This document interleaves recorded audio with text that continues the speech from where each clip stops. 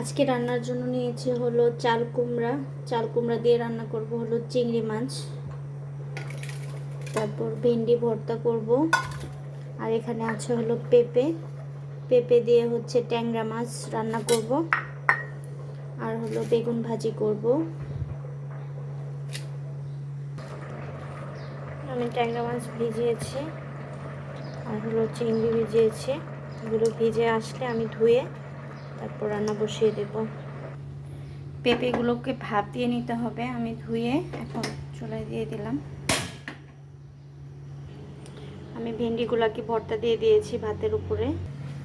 চিংড়ি মাছগুলোকে আমি হলো উপরে ছোলকাটা ছিলে নেব, আর ভিতরে একটা কালো ইয়ের মতো থাকে, এখান থেকে কেটে ভিতরের এটা কালো, এটা পর্দার মতো না কি যেন থাকে একটা কালো, ওটা মনে হয় ময়লা মাছের, তো ওইটা আমি বের করে ফেলবো।